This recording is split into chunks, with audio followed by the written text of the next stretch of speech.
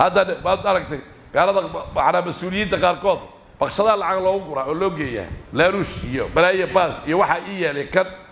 miskiin dugaaga markuu irdiisa soo istaago tuugsanayo sakara hadana waxa la arkaa ama inaad wajiga u kududo ama 10 shil war 10 shil maxay goysaa maanta nin weyn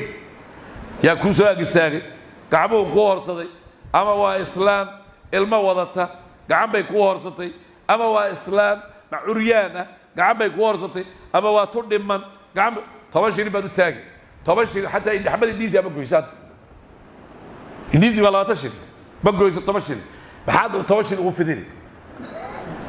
مركي ورا بتصير صرفي 6 شيل بعد وش هو نبغى 6 شيل كذي هي قوي هذا 6 شيل بعد ساودي ورا أبو حصل قيسوق ورا راح فيني وحده هذه قادتين وحده هذه قادتين روح بني هذا كلا بسيو سيد هذا شيء قاعد هذه تعيشها إلا وسيو روح الأضواء كلا اللي حسابها وحلا واحد أدي تعيش إلا وصيا الله رأينا تيسا وأنا وحوي لن تنالوا البر حتى تنفقوا مما تحبون واحد تعيش إلا أد بحسود إلهي دلاد بحسود ولا جاي خير كهذا الرجال يسال ما بقى يسال مركب على روحه إنه معنا وحوي شيء ولا أكسد إنه روحه بحنا يا واحد في عنه بحيال ربع